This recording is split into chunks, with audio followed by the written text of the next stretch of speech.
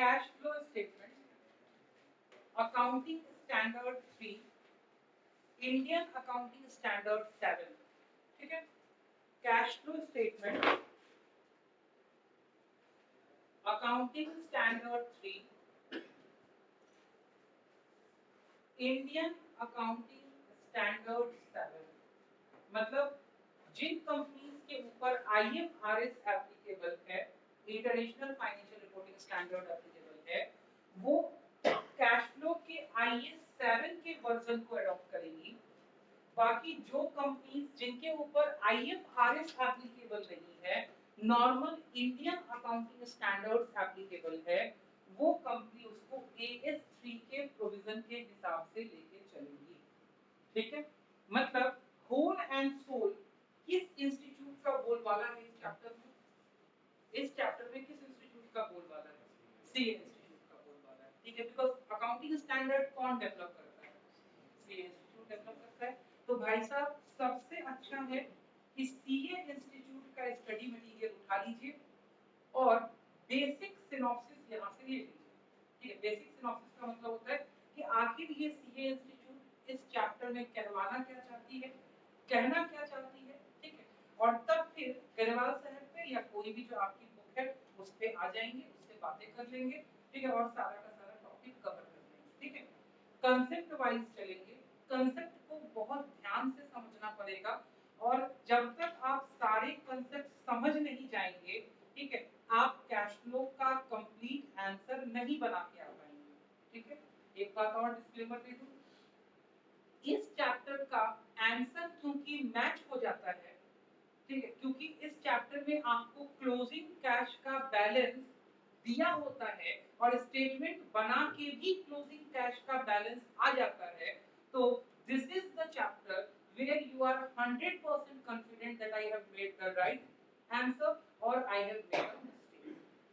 ठीक है, आपको बिल्कुल पता होगा कि मैंने इस क्वेश्चन को बनाया है तो मेरा ये क्वेश्चन सही हुआ है या गलत हुआ। ये पेपर में जब आप उठेंगे तो आपको पता रहेगा कि ये सही मैंने बनाया है या गलत मैंने बनाया है। अगर आपको कैश फ्लो का पूरा एक कंप्लीट क्वेश्चन बनाने आता है, ठीक है, कोई एक पार्टिकुलर एक्टिविटी आ जाती है तो फिर ये बात नहीं होगी, लेकिन अगर पूरा क्वेश्चन आएगा बनाने के लिए फुल फ्लेज क्वेश्चन, तो आप अपनी अकाउंटेबिलिटी खुद चेक करके वहां पे चले आ सकते हैं कि भैया ये 6 या 8 नंबर मुझे मिलेगा या इसमें से कितना मिलेगा। ठीक है, पूरा मिलेगा या कितना मिलेगा। तो सबसे पहले अकाउंटिंग स्टैंडर्ड 3 हम लोगों को देखना है। इंस्टीट्यूट क्या पढ़ाना चाहता है? इंस्टीट्यूट पढ़ाना चाहता है भाई कि AS3 के हिसाब से कैश फ्लो स्टेटमेंट्स क्या होते हैं डिफाइन करता है।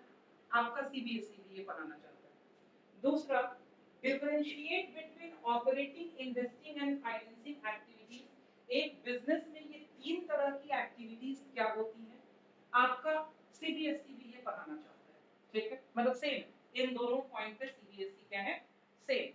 Third, learn various elements of cash and cash equivalents. ठीक है, कौन सी चीजें कैश और कैश इक्विवेलेंट में आती हैं या शामिल की जाती हैं, ये सबसे पहले जानने की जरूरत है। ये इंस्टीट्यूट भी बताना चाहता है, CBSE भी बताना चाहता है। नेक्स्ट, कैश फ्लो स्टेटमेंट को बनाने का दो तरीका, एक डायरेक्ट मेथड, दूसरा इनडायरेक्ट मेथड। ठीक है, तो भाई ये डायरेक्ट मेथड जो है ये आपके सिलेबस में नहीं, और ना ही प्रैक्टिकल सिनेरियोज में। प्रैक्टिकल सिनेरियोज कहने का मतलब हुआ जिन कंपनीज को कैश फ्लो बनाना मैंडेटरी है, उन कंपनीज में भी डायरेक्ट मेथड से क्वेश्चन नहीं बनाया जाता है। ठीक है, या डायरेक्ट मेथड से फाइनेंशियल स्टेटमेंट्स प्रिपेयर नहीं किए जाते हैं। ठीक है, इनको प्रिपेयर करने के लिए हमेशा जो मेथड यूज होता है वो मेथड कौन सा होता है, इनडायरेक्ट। तो CBSE का भी स्मार्ट वर्क है, जब ये यूज ही नहीं होता है प्रैक्टिकली, तो उन्होंने पढ़ाया भी क्या है, सिर्फ इनडायरेक्ट मेथड। मतलब दो मेथड्स होते हैं अगर कोई पूछे तो, लेकिन पढ़ना आपने को कौन सा मेथड है, सिर्फ इनडायरेक्ट मेथड। और ये पूरा चैप्टर का डिस्कशन बेस्ड होगा इनडायरेक्ट मेथड के ऊपर। ठीक है, अब सबसे पहली बात आती है कि सर ये चिड़िया जो है कैश फ्लो स्टेटमेंट, ठीक है, ये चिड़िया का जन्म कहां से हुआ, ठीक है, ये क्यों निकल के आ गया कि भाई ये एक स्टेटमेंट बनाना पड़ेगा। हमने बोला कि भाई पहले ये चिड़िया नहीं हुआ करती थी, इसकी जगह पे हुआ करता था cash book with double column. Cash book with double column, जो आपने क्लास 11th में क्या किया था, डबल कॉलम कैश बुक पढ़ा सीखा। तो sir double column cash book में क्या परेशानी आ गई, जो आपको डबल कॉलम कैश बुक के बनाने के साथ साथ में ये स्टेटमेंट बनाना भी अकाउंटिंग स्टैंडर्ड में आ गया। स्टैंडर्ड में आने का मतलब है कि इंस्टीट्यूट ने इस चीज को एडवाइस कर दिया कि भाई अगर आप अकाउंटिंग प्रैक्टिसेस करते हैं तो you need to follow the cash flow statement, आपको कैश फ्लो स्टेटमेंट क्या करना पड़ेगा, बनाना पड़ेगा। तो बोलता है भाई कि क्योंकि ट्रांजैक्शंस बहुत ज्यादा बल्क में हो सकते हैं, हो सकते हैं नहीं हो सकते हैं, ठीक है, कैश में ही अगर ट्रांजैक्शन की बात करें और हम एक रिलायंस कंपनी की बात करें, एक रिलायंस कंपनी के एक छोटे से यूनिट की बात कर ले यहाँ रिलायंस पेट्रोल की, रिलायंस पेट्रोलियम की, तो भाई इस पेट्रोल पंप पे एक दिन में नहीं भी तो 2000 से 5000 ट्रांजैक्शन तो खाली हो सकते हैं कैश के अंदर, हो सकते नहीं हो सकते। तो वैसे करके अगर हम एक कैश बुक की बात करें, एक मल्टी फॉर्म की बात करें ऐसी, ठीक है, जिसके मल्टीपल ट्रांजैक्शंस होते हैं, तो हो सकता है 500 पेजों में 1000 पेजों में तो सिर्फ कैश बुक चला जाए, एक साल जा सकते हैं नहीं जा सकते, आराम से जा सकते हैं, क्योंकि हर कैश ट्रांजैक्शन को अगर इंटर करते हैं तो भाई 1000 पेज तो कोई दिक्कत नहीं, कोई बड़ी बात नहीं। तो वैसे में क्या वो जो स्टेटमेंट कैश बुक के रूप में जो वो लेजर बना है आपका, क्या वो समराइज, इंटरप्रेट और एनालाइज हो पाएगा, नहीं हो पाएगा। तो हमने बोला कि भाई जब वो नहीं हो पाएगा तो कोई ऐसा तरीका ढूंढिए कि वो 100 पेजों का काम एक पेज में आ जाए। मतलब cash flow statement is just a summarization of what, cash plus there is a classification also, dual objective है कैश फ्लो स्टेटमेंट का, ठीक है, दो ऑब्जेक्टिव है, क्या क्या, पहला पहला तो क्लासिक समराइजेशन, बाद में पहले क्या, classification. all the activities which have been recorded in the cash book, they are classified under 3 activities, और वही हम लोगों को जानना है, कौन कौन सी एक्टिविटी, ऑपरेटिंग, दूसरी इन्वेस्टिंग और तीसरी फाइनेंसिंग। ये एक्टिविटीज इनमें जहां क्या इन्वॉल्व हो, कैश इन्वॉल्व हो। कैश कहने का मतलब तो कैश का डेफिनेशन देखेंगे, कैश का मतलब सिर्फ कैश नहीं होता है, कैश का मतलब कैश के अलावा भी और क्या हो सकता है, चीजें हो सकती हैं। इसीलिए इसने कैश का डेफिनेशन भी बताया है कि पहले समझना पड़ेगा कि कैश में सिर्फ कैश आता है या वो एमएनसी है। एमएनसी कहने का मतलब उसमें और भी चीजें आती हैं, तो उसने कैश के अलावा कैश इक्विवेलेंट, इक्विवेलेंट मतलब जो कैश तो नहीं है, लिक्विड कैश तो नहीं है, लेकिन लगभग कैश के बराबर। क्लियर? तो उन चीजों का सबसे पहले 3 एक्टिविटीज में classification, one is operating, then other is investing, then other is financing, और उसके बाद उसका समराइजेशन, ठीक है, उसकी समरी बना के प्रेजेंट कर देना, that is the objective of. बात समझ में? तो चलता कैसे है कैश फ्लो का मामला? कैश फ्लो का मामला चलता है कि भैया ऑपरेटिंग, इन्वेस्टिंग और फाइनेंसिंग में जो जो खर्चा हुआ या जो जो पैसा आया है साल भर के भीतर, ठीक है, उनको एक जगह रिकॉर्ड कर लेंगे, ठीक है, समराइज कर लेंगे, उनके नेट फ्लो को, नेट फ्लो समझते हैं, मतलब कुछ पैसा क्या हुआ होगा, गया होगा, कुछ पैसा क्या हुआ होगा, आया होगा। एक्टिविटीज को क्लासिफाई करेंगे 3 तरीके से और उन तीनों तरीकों का नेट फ्लो निकाल लेंगे, तो अपन को पता चल जाएगा कि साल भर के अंदर कितना कैश और कैश इक्विवेलेंट क्या हुआ, मूव किया। क्या ये बात समझ में? क्या बोला मैंने, समझ में? ठीक है, the activities or the transactions involving cash and cash equivalent of different natures will be classified under these 3 activities. Net balances will be recovered, ठीक है, या तो आपने ज्यादा पैसा दे दिया होगा या तो ज्यादा पैसा क्या होगा, आया होगा, तो या तो इनफ्लो ज्यादा होगा, आउटफ्लो कम होगा, तो निगेटिव कैश फ्लो हो जाएगा। ठीक बोल रहा हूं ना? इनफ्लो अगर कम हुआ और आउटफ्लो ज्यादा हुआ तो निगेटिव कैश हो जाएगा। वैसे कर करके आपके पास में क्या हो जाएगा, तो तीनों एक्टिविटीज से आपके पास में फ्लोज निकलेंगे। हो सकता है एक एक्टिविटी से नेगेटिव आउटफ्लो हो लेकिन दूसरे से पॉजिटिव हो। बात समझ में आती है? क्योंकि इतना तो है कि भैया कैश कभी भी फाइनली नेगेटिव तो होगा नहीं। ऐसा तो नहीं होगा कि आमदनी करनी और खर्चा रुपया, ऐसा कर सकते हैं क्या? नहीं ना होगा पॉसिबल। क्या ये बात समझ आ रही है सबको? तो इन एक्टिविटी वाइज हम नेट फ्लो निकालेंगे, और जब नेट फ्लो निकाल देंगे तीनों एक्टिविटी का, उन तीनों को जोड़ेंगे तो अपने को क्या मिल जाएगा? इस साल कैश और कैश इक्विवेलेंट में क्या मिल जाएगा? मूवमेंट। बात समझ में आता है? और उस मूवमेंट में ओपनिंग जोड़ देंगे तो क्लोजिंग पे नहीं पहुंच जाएंगे।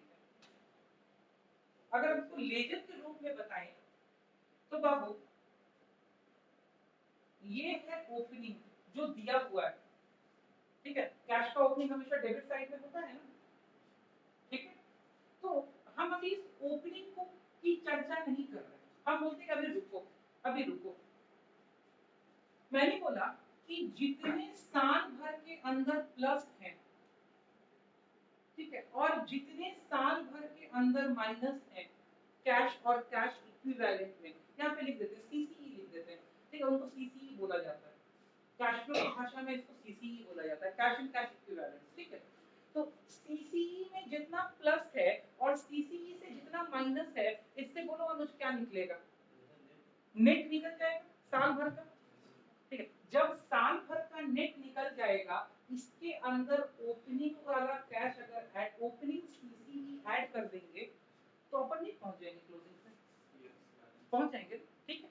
100 रुपया ऐड हुआ, 20 रुपया माइनस हुआ, बोलो बाबू नेट फ्लो वेरी गुड 80, और मेरे पास ओपनिंग में 100 रुपया पहले से था, बोलो कितना आएगा फाइनल? यही कंसेप्ट है। और ये 180 जो है ना बेटा, तुमको दिया रहेगा, क्या हुआ? अरे मतलब ये 180 तुमको दिया रहेगा, तो क्या ये 180 पे पहुंचोगे तो मिला नहीं लोगे कि 180 दिया हुआ है कि नहीं दिया हुआ है? तो ऑथेंटिसिटी चेक हो जाएगा कि हम सही बनाए कि गलत बनाए। इसीलिए भाई ना दिया होता है रहेगा, बिकॉज़ फाइनल कैश बैलेंस तो आपको पता ही होगा भाई। आप अगर at the end of the, अरे क्वेश्चन को गोली मारो, लॉजिक समझो, क्वेश्चन को मत बोलो, ठीक है? अगर तुम बिजनेस की अकाउंटिंग किए हो तो मैं तुमसे पूछ रहा हूँ at the end of the financial year क्या आपके पास में सीसीई का बैलेंस नहीं होगा? कैश का बैलेंस होगा, बैंक का बैलेंस होगा, ठीक है, सिक्योरिटीज का बैलेंस होगा। अगर उन तीनों को मिला देंगे तो आपको बैलेंस तो पता होगा। और आपको दिया क्यों रहेगा? बिकॉज आपको स्टेटमेंट बनाना है ना, आपको यहाँ बैलेंस तो निकालना नहीं। You have to construct an statement, एक ऐसा स्टेटमेंट जो आपको एनालाइज और इंटरप्रेट करके दिखाए कि कैश कहाँ कहाँ किन किन एक्टिविटीज में कितना आया है या कितना गया है। अब ये बात समझ में? तो आपको तो फाइनल ऑब्वियसली पता है, आप सिर्फ क्या कर रहे हो, you are breaking up the transactions into how many activities? 3 activities. First is operating, investing and financing, and you are letting know the shareholders or the users of the information what is the total inflow from this, what is the total inflow या outflow from this and this, ठीक है? तो obviously you will reach the final figure which is known to you। ये बात समझ में क्यों दिया हुआ है, ठीक है? तो दिया आपको पता है, बस आप क्या कर रहे हो, you are breaking up the transactions in a format in order to show the transactions whatever are going under the operations, whatever is going under investment and whatever is going under the financing, और उन तीनों activities में क्या उठा पटक हुई है, ठीक है, जिससे कि आप इस फिगर तक क्या हुए पहुंचे, ठीक है? ताकि सामने वाला इंटरप्रेट कर पाए कि ऑपरेटिंग्स में ज्यादा पैसा आया है या इन्वेस्टिंग में ज्यादा पैसा चला गया है या फाइनेंसिंग में ज्यादा पैसा आया या गया है, ठीक है? आपको एक कंसाइज फिगर पता चलनी चाहिए। मेरे हिसाब से यहाँ तक का कंसेप्ट धीरे धीरे आपको समझ में आ रहा है, ठीक है? आपने इसमें नया कुछ नहीं करना है, पता क्या करना है, from all the business transactions you have to pick up, classify and summarize the business transactions according to these 3 acts, ठीक है? and you will prepare a statement that will show you the breakup of cash and cash equivalent into these statements. ठीक है, इन statements में इन format में वो चला जाएगा ताकि उसको रीड करना और समझना आपके लिए क्या हो जाए। हाँ, ठीक है, यहाँ तक कोई परेशानी?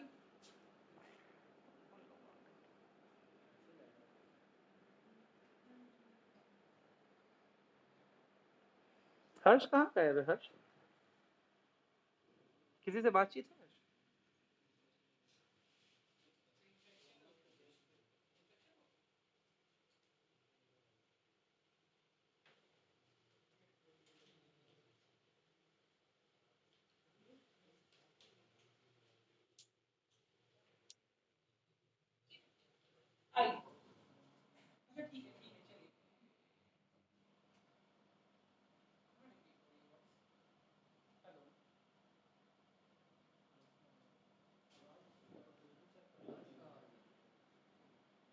अच्छा, ब्लूटूथ मेरा कनेक्ट।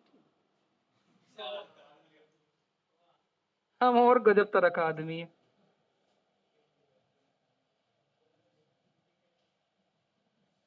तो कनेक्ट भी नहीं ले रहा।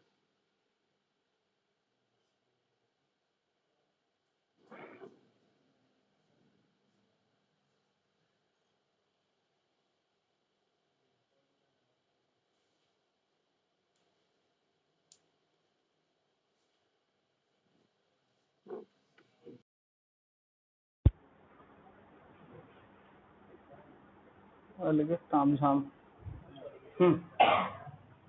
आइए नेक्स्ट, हम आपको एक ओवरव्यू दे रहे हैं। ठीक है, हम एक ओवरव्यू देखिए। कैश फ्लो स्टेटमेंट में बेटा दिक्कत क्या आती है? कैश फ्लो स्टेटमेंट में ना लोग अपनी तरह से इस स्टेटमेंट को इंटरप्रेट करते हैं, जो कि नहीं करना चाहिए। बिकॉज ये है क्या, ये है अकाउंटिंग स्टैंडर्ड। मतलब कैश फ्लो जो बनता है ना, कैश फ्लो बनाने का कोई यूं ही कोई रास्ता तरीका नहीं है। ठीक है, कैश फ्लो को स्ट्रिक्टली बनाना पड़ेगा। कैसे? As per the guidance that has been instituted in AS3, क्योंकि लिखता ही है भाई कि वो कैसे बनेगा, अकाउंटिंग स्टैंडर्ड 3। तो अकाउंटिंग स्टैंडर्ड 3 जैसे उसको बनाने को बोलेगा, आप वैसे ही उसको क्या करेंगे, बनाएंगे। मतलब ये एक ऐसा स्टैंडर्ड है जो प्रैक्टिकल स्टैंडर्ड है। बहुत सारा बेटा स्टैंडर्ड जो है ना अकाउंटिंग स्टैंडर्ड, वो थियोरेटिकल स्टैंडर्ड है। बहुत सारा ऐसा स्टैंडर्ड है जो प्रैक्टिकल स्टैंडर्ड है, जैसे AS10। ठीक है, AS10 plant property equipment practical standard है। ठीक है, AS4 कंटिजेंसी प्रैक्टिकल स्टैंडर्ड है। AS16 borrowing cost practical standard है। ठीक है, ऐसे करके बहुत सारे ऐसे स्टैंडर्ड हैं जो प्रैक्टिकल स्टैंडर्ड है। ठीक है, उनमें से एक प्रैक्टिकल स्टैंडर्ड ये है जो प्रैक्टिस करने का तरीका बताता है कि कैसे लिखना है। ठीक है, तो यहां पे बोलता है कैश फ्लो एक्टिविटीज में दो तरह की एक्टिविटीज आएंगी, इनफ्लो, आउटफ्लो। इनफ्लो का मतलब कैश इंक्रीज होना, ठीक है, और आउटफ्लो का मतलब कैश डिक्रीज होना। और ये कैश जहां जहां भी लिखा हुआ है, इसको आप हमेशा क्या समझेंगे, CCE। ठीक है, मतलब सिर्फ कैश नहीं, कैश के अलावा भी और चीजें इसके अंदर क्या होंगी, मतलब कैश भी होगा, बैंक भी होगा, और भी अदर मार्केटेबल सिक्योरिटीज होंगी। कौन सी होंगी वो पूरा डेफिनेशन है, डिफाइंड है, आपको देखना पड़ेगा। हम लोग अभी उस पर चर्चा करेंगे, बहुत सारी चर्चा करेंगे कि CCE क्या होता है। ठीक है, देखिए आपको CCE दिखा देते हैं कि क्या होता है। पूरा आपको CCE पूरा समझना ही पड़ेगा कि क्या होता है। ये सब थ्योरी, ये देखिए ये पूरा डेफिनेशन है CCE का कि कैश क्या होता है, कैश इक्विवेलेंस क्या होते हैं, उनके अंदर क्या आता है नहीं आता है। बहुत पेशेंसफुल चैप्टर है। ठीक है, पेशेंस रख करके धैर्यता के साथ में एकदम सुनना पड़ेगा, समझना पड़ेगा, अंडरस्टैंड करना पड़ेगा। तो अभी तो हम आपको बुक पे लेके आई नहीं है, पहले तो हम आपको ओवरव्यू दे रहे हैं। ठीक है, और अभी ये 8 नंबर का क्वेश्चन, CA इंटर में ये 16 नंबर का क्वेश्चन, CA फाइनल में ये पूरा का पूरा 20 नंबर का क्वेश्चन। ठीक है, मतलब जिनको इस फील्ड में आना है, और प्लस प्रैक्टिस में कोई ऐसी कंपनी नहीं है OPC को छोड़ के 1% कंपनी जिनको कैश फ्लो ना बनाना हो। ठीक है, सबको कैश फ्लो स्टेटमेंट क्या करना पड़ता है, बनाना पड़ता है। ठीक है, एक OPC हो गई, एक डोरमेंट कंपनी हो गई, और एक स्मॉल कंपनी हो गई। ठीक है, 3 कंपनी को छोड़ के हर कंपनी को कैश फ्लो स्टेटमेंट बनाना मैंडेटरी है। सर कौन बनाता होगा, ठीक है, क्या कंप्यूटर बना करके दे देगा? नहीं, हमारे और आपसे जैसे कॉमर्स प्रैक्टिशनर्स जो होते हैं, ठीक है, उनको बनाना पड़ेगा। ठीक है, तो आप बच के नहीं जा सकते। हाँ, एमबीए में सर क्या हमको इसको पढ़ना पड़ेगा? एमबीए वालों के लिए नहीं, एमबीए वालों के लिए तो सीए वालों से भी ज्यादा टफ है। पता क्यों? बिना बनाए देखो कैसे फुर्ती आ गया। ठीक है, बिना बनाए हुए इंटरप्रेट करना पड़ेगा। एमबीए वाले का काम क्या है? ऊपर ऊपर से क्रीम पसारना। ठीक है, हाँ, और क्या? उनको कहीं सतह में घुसने की जरूरत पड़ती है क्या? कहीं नहीं। उनको बोलता है क्या कि तुमको लो देखो इसमें से समझो। ठीक, गजब हाल है। तो एमबीए वालों के लिए तो और टफ है भाई साहब। ये फिजिक्स के ग्रेजुएट हैं,